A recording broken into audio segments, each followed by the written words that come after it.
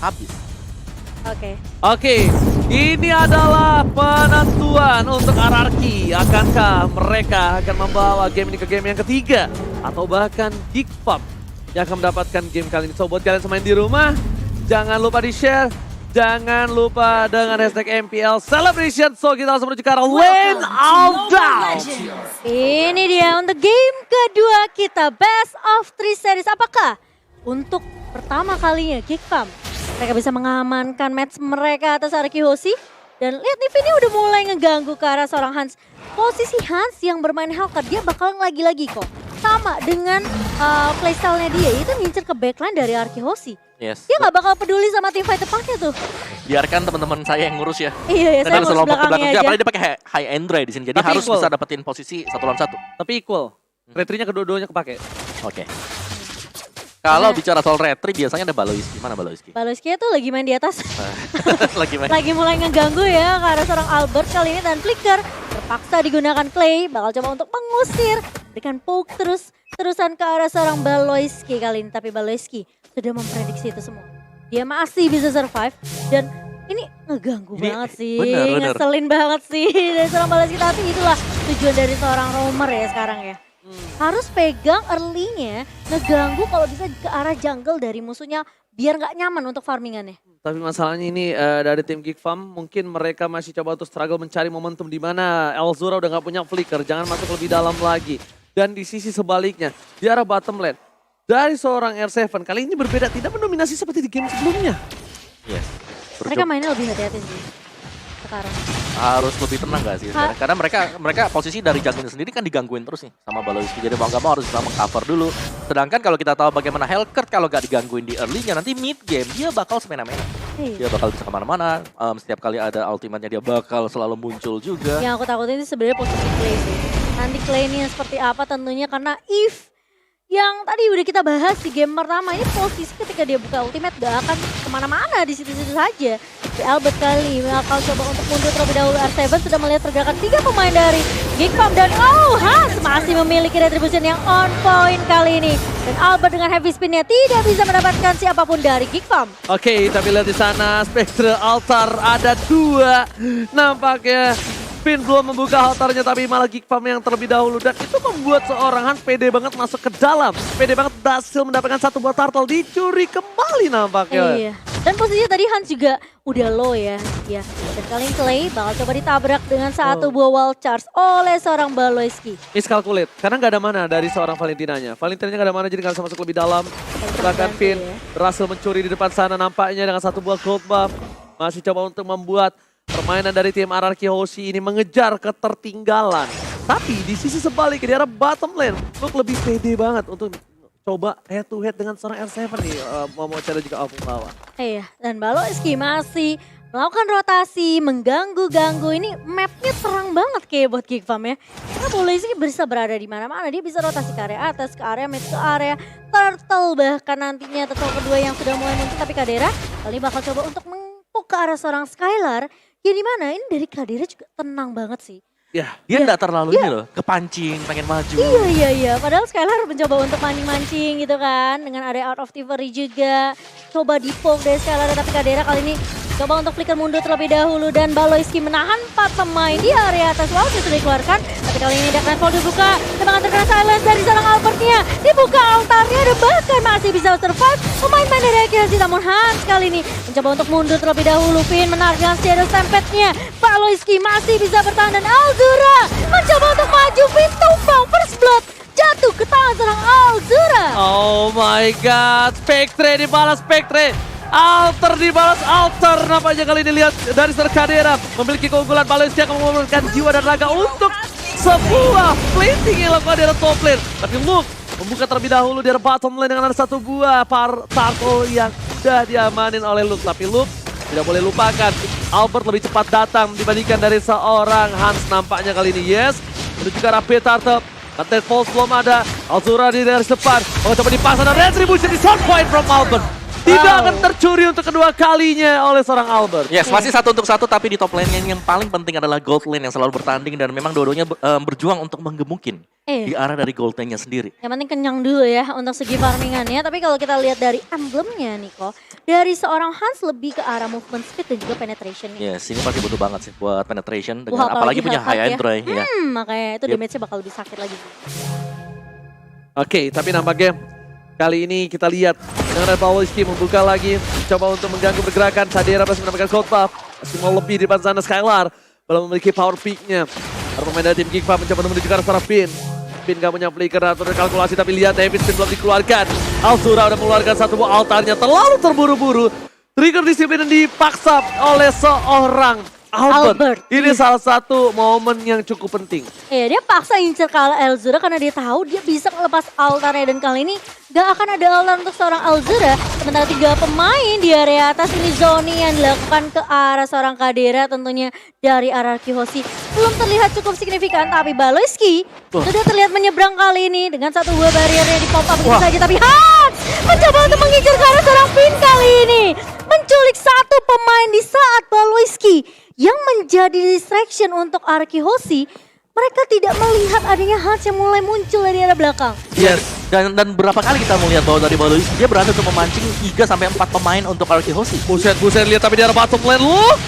Tamus yang mengamuk. Ini harusnya udah jadi corrosion sih. Lihat, dari Arseven gak bisa bertahan, dia bahkan harus mundur. Tapi ini akan menjadi team fight selanjutnya di arah Turtle. Bahkan ini akan menjadi fight 5 versus 5. Kenapa? Karena dari Beatrix kayaknya bakal coba untuk membantu melakukan pertukaran rotasi dia. Udah ada 3 orang di arah posisi tim Geek Farm yang siap untuk melakukan team fight. Dan bahkan arah Kiyoshi pun juga sama. Dia juga nggak mau tinggal diam. Udah membuka, ada Albert tepat sana. Pawliski is coming. Pin seperti biasa menjadi 1 buah garda terdepan untuk tim RRQ OC. Alzura is coming. Tapi kali ini dia nggak ngamanin altar. Wajah! Jangka 1 buah heavy spin. Dan ditambah dengan 1 buah dan teleport ditutup R7. Untungnya R7 still survive. Kali ini lihat para pemain dari tim RRQ OC tetap bisa mendapatkan turtle. Para pemain dari Geek Farm mereka gagal counter setup yang dilakukan RRQ OC. R7 lah di situ tiang utama poros terpentingnya. Gila, tapi kali ini di area mid-nya bakal coba dipaksa. Luke berada di paling depan dengan R7. Terlalu jauh dari kawan dengan RGLC namun memotong pergerakan dari seorang Luke. Pawliski kali ini bakal coba kabur terlebih dahulu setelah melihat Luke tumbang di tangan pemain-pemain dari RGLC.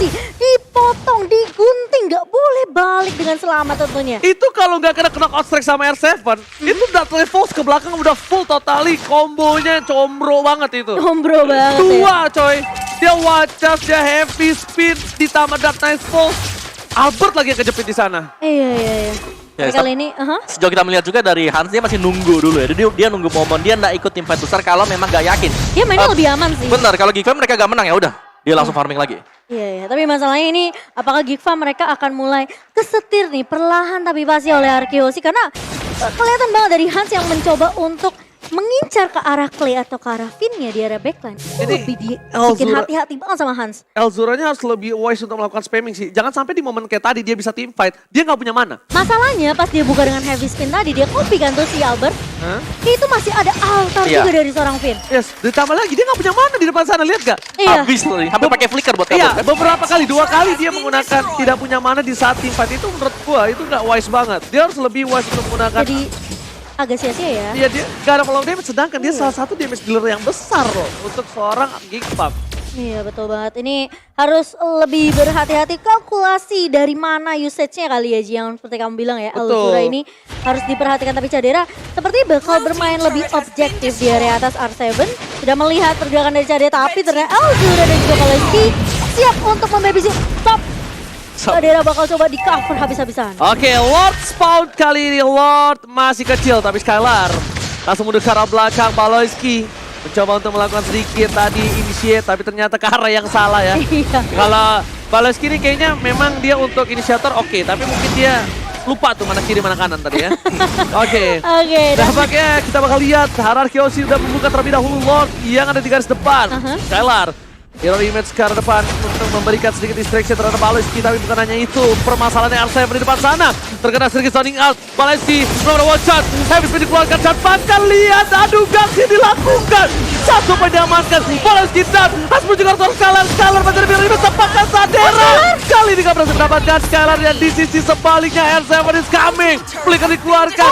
Azura survive. Dan bahkan 3 orang hilang. RRQ OC menangkan tim fight kali ini. 3 pemain tumbang dari Geek Farm di mana? Tadi kita ngeliat Elzura mencoba untuk lari dari kejaran seorang R7, tapi dia flicker ke arah depannya Clay juga, yang membuat tentunya dari seorang Clay masih bisa untuk menumbangkan seorang Elzura. Aku nggak tahu kenapa itu tim fight paling tidak efektif yang pernah aku lihat. Soalnya posisinya Karena bukan, ini kepecah belah, soft skillnya nggak tahu mengarah kemana, tidak terfokuskan, terdelivery damage yang dia miliki, semuanya nggak ada yang terfokuskan. dan Elzura posisi ngebuka habis spinnya juga gak connect ke pemain-pemain dari Arsenal sih. Ya, sebenarnya itu kelihatan seperti yang kalian bilang ya, itu karena ada Cloud Altar juga. Jadi semua hitungan jadi agak sia-sia, miss semuanya.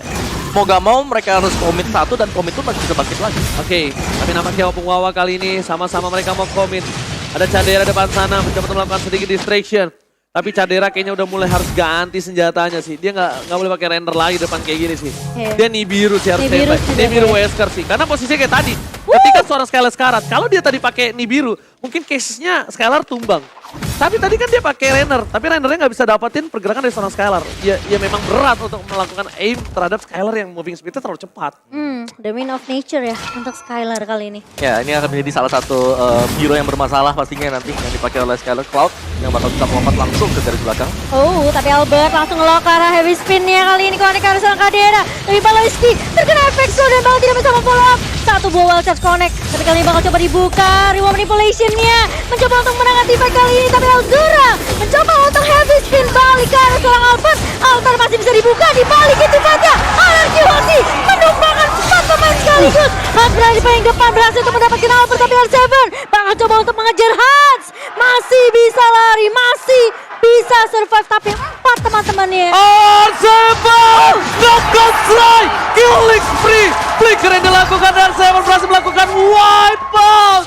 Satu momentum yang didapatkan oleh Skylar. Wipe out by Head and Shoulders kali ini tentunya membuat angin segar fresh seperti Head and Shoulders. Wow. Ketika dari seorang R7 melihat rotasi yang dibawa sama Hans ketika dia mau lari dari tim fight-nya, ini langsung dipotong habis-habisan sama R7.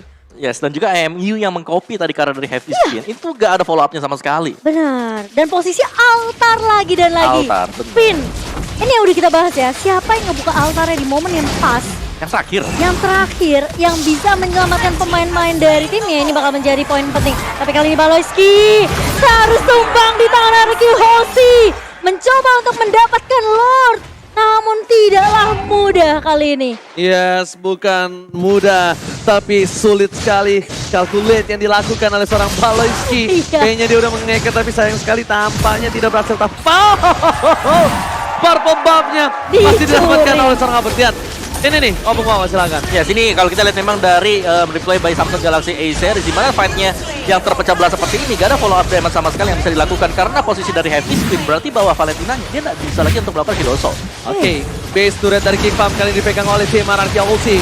Oleh di depan sana, coba untuk melakukan sedikit distraction dan berhasil menyelesaikan Lord dengan cukup cepat. Posisi RRQ Ulti memenangkan 5.000 gold dengan ada 11 poin kill yang dia miliki, tapi satu hal, dia tetap belum bisa mendorong, tetap belum bisa melakukan distraction. Dikejar kali ini Hansnya, tapi Skylar Buset. cuek banget, cuek. Gak kelihatan. Buset. Itu gak kelihatan itu. Oke. Dan padahal posisinya Clay udah ngeliat nih.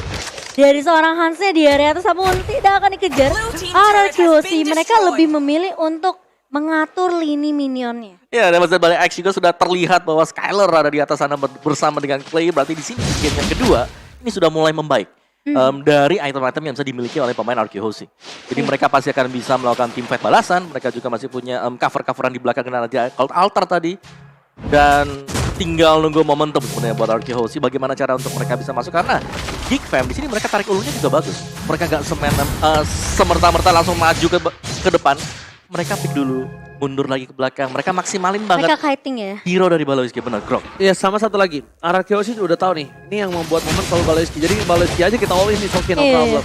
Mereka lebih mementingkan Baloiski yang coba untuk mengganggu sih sebenarnya. Dan problemnya Elzuranya belum bisa memfollow up dengan maksimal dari tadi. Elzura tuh kayak dia lebih cari momentum gimana bisa mulai team fight tergantung dengan IMU-nya siapa yang dia copy. Yes. Kalau dari Albert heavy spin-nya benar-benar harus on point connect, nunggu altar dari Finn kepake dulu. Kalau Karena aku better ini gak sih? Apa tuh? Altar kan? Gini, ada dua. Altar Oke, ya? Ada altar. dua altar dengan si punya Eve. Altar sama-sama Reload team- Reload ya. manipulation. Altar sama-sama team fight, benar. If juga. Tapi kalau dia heavy spin yang dia ambil, concernnya adalah dia harus cancel YP.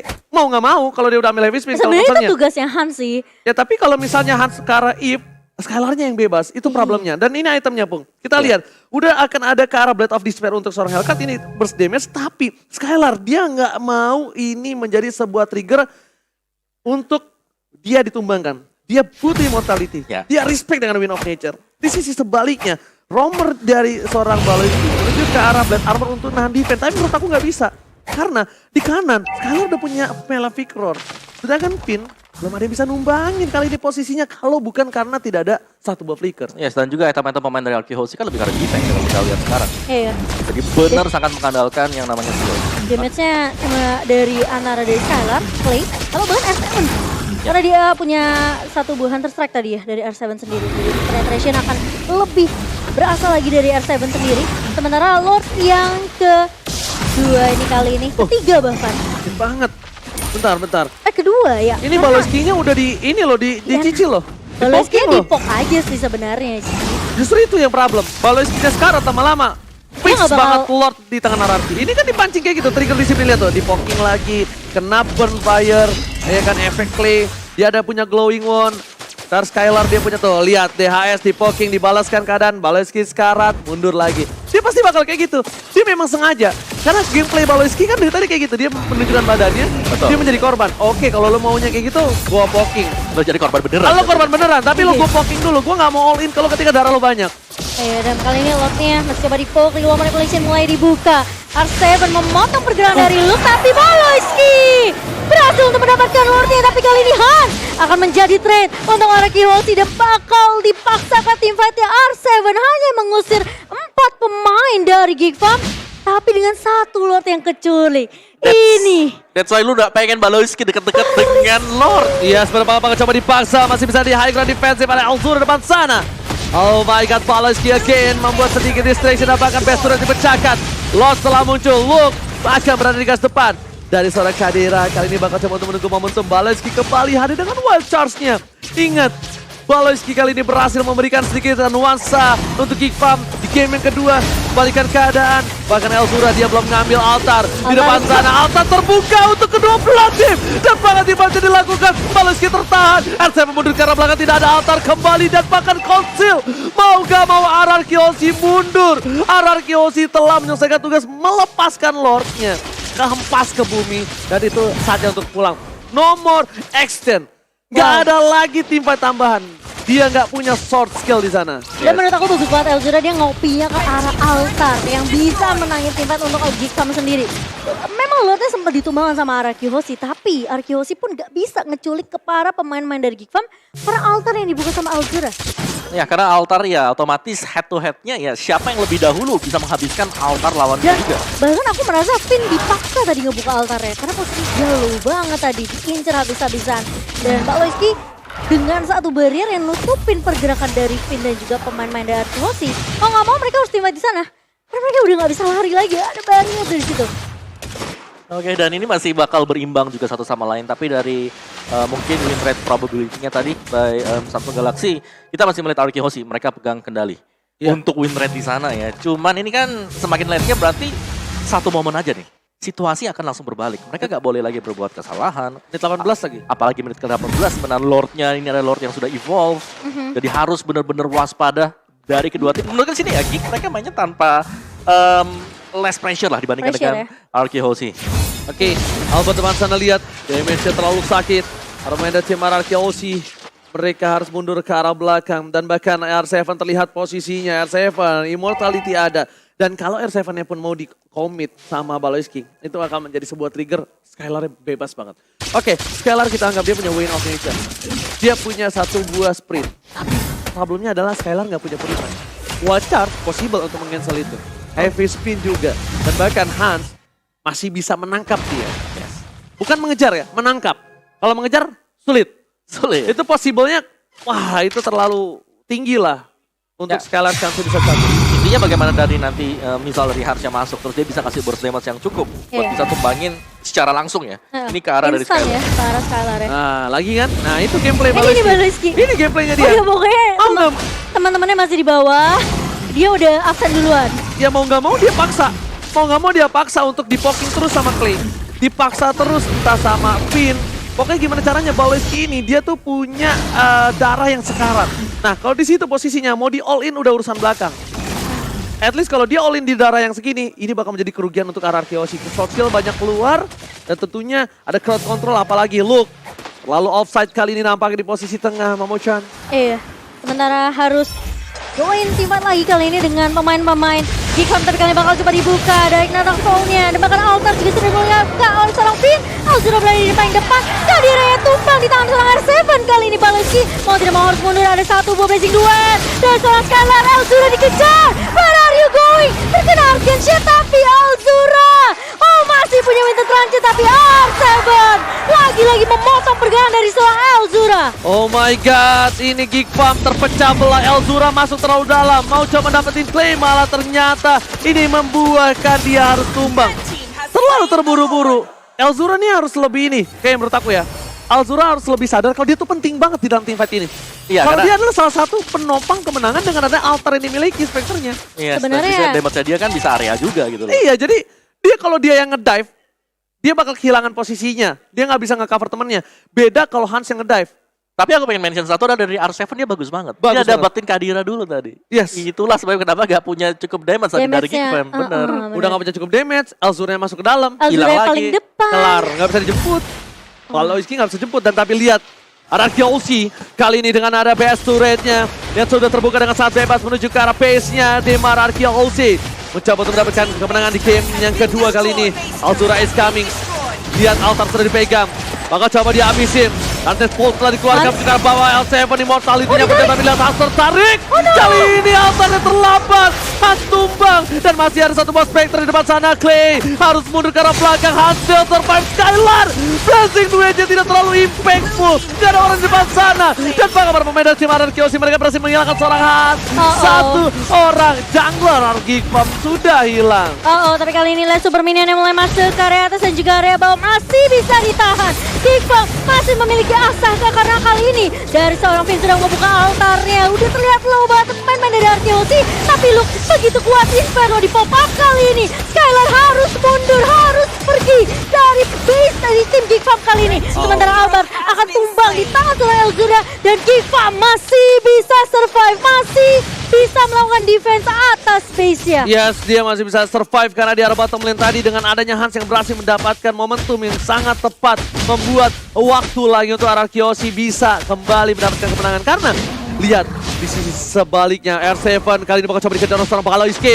Wajah telah dikeluarkan. Kadira is coming. Power of Nature R7 tidak ada flicker lagi dan bahkan bakal dikeluarkan dan down.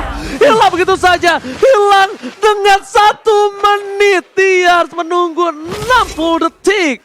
Wow. Ini kesempatan buat Gigfam untuk dapetin dulu setidaknya ya. Semua objektif yang di luar base dari RRQoshi diambil. Setuju. Ini 1 menit ada 1 menit yang berharga banget. Menit-menit seperti ini kesalahan kecil saja bakal ke punish dan lihat itu. Satu turret di bawah ini harus dipecahin sama mereka. Ya satu turret plus mereka bisa dapetin semuanya buat lore-nya kalau mereka pengen setup. Tapi setannya bakal lebih enak kalau dapet dulu nih turret bawah nih. Objektif turret ya, tapi mereka bakal fokus dulu. untuk di area mid terlebih dahulu ke bawah. Dan bahkan mungkin membiarkan di bawahnya di press sama minionnya. Dan kali ini Finn coba untuk menarik ke arah seorang Elzura. Real world manipulation dibuka orang seorang Clay. Membuat Elzura harus pulang karena pemain-pemain dari RRQoshi mereka nggak mau sampai ditembusin ke arah inhibitor. Kalau Terlambat. sampai inhibitornya pecah, ini bakal sulit banget untuk RRQoshi. Tapi Hans sepertinya agak terlambat ya ke area bawahnya ya. Terlambat. Karena posisi dari RRQoshi mereka udah bisa ngebalikin Gigfam untuk tidak nge-press terlalu jauh. Ya, betul banget. Walaupun tetap mendapatkan turret ya, tapi itu agak sedikit terlambat. Harusnya dia bisa mendistract di arah base turret di sini. Dan bahkan para pemain dari tim RRQoshi, mereka udah stay by on position. Albert Retribution-nya, ada Sadera di depan sana. Coba untuk memberikan sedikit poke damage supaya nanti ketika Hans datang dengan Retribution-nya dia udah selesai. Tapi Baloyski seperempat darah without immortal, tidak pakai immortal. Apakah mereka tetap akan berani untuk melakukan engage terhadap Anarchy OC? Sedangkan R7 sudah kembali lagi ke lane of Sun kali ini Momochan. Iya, dan dia selalu nge-cut dari arah blind spot ya. Jadi Gifam nih harus perlu berhati-hati banget dengan positioning dari R7. Oke, lihat di situ Blazing Dua dikeluarkan. Spectre di saatnya tepat. Reward manipulation. Kadira di arah belakang nggak bisa membantu teman-temannya. Baloyski masih berhasil dan lock versus everybody. Kali ini mencoba untuk melakukan distraction engagement yang dilakukan. Sadera flicker berhasil menyelamatkan, tapi di sisi sebaliknya Hans ini war tarik ulur yang luar biasa. Luke masih bertahan keras di depan sana dan bahkan tidak ada satupun yang ditumbangkan. What a fight dari kedua belah tim. Tarik ulur is real. Gila, lihat posisi Alzura, lihat posisi Akadera, mereka menjaga posisi mereka bener-bener hati-hati banget. Jangan sampai kelok sama heavy spin. Dan Hans tadi posisinya udah buka red netball, tapi masalahnya masih ada altar lagi dan lagi. Ya, sini adalah Symphony of Skill yang terjadi tadi. Iya sih. Oke, dia buka barrier supaya dia tahu ada tembok di sana untuk terkena One Charge. Oh my god, One Charge kali ini Blazing Dua damage kalau oleh seorang Luke. Lihat di R7 di arah belakang sana, mencoba udah mundur. Immortality Pin, Master perangkap dan Hans hilang. Gak bisa ada Alphard, dapetin 2 kali ini. Di sisi sebaliknya Alzura gak bisa bertahan kembali dan bahkan knockout strike membuat Alzura down. Lord sudah menuju ke arah mid lane, membuat tim Anarchy OC walaupun mereka kehilangan Lordnya kali ini, tapi mereka masih memenangkan team fight-nya. 1 menit itu adalah hal yang lama. Mereka bahkan maksain team fight-nya karena mereka tahu mereka nggak bisa dapetin Lord. Mereka tumbangin setidaknya pemain dari Gifam yaitu Hans. Yang kita tahu ini udah maju tadi ke area depannya dan bahkan Elvira pun terpick off begitu saja. R7 kali ini bawa 1v1 situasinya dengan seorang Luke dan bahkan di-cut begitu saja. Dari area tengah Baloyski menahan posisi minion, dia tidak nge-push ke area base, tapi di area base kali ini R7 mencoba untuk pasangin team fight-nya Kadera. Di area belakang gak ada yang nge-cover. Luke 1 versus 2 dan bahkan altar dibuka. 2 pemain tumbang dari Gifam dan bahkan Baloyski gak punya momentum dan Anarchy OC menyamakan posisi 1 sama kali ini. Anarchy OC memasak ke game yang ketiga. Tidak akan melepaskan kembali kemenangan untuk para pemain tim Gifam. 1-1.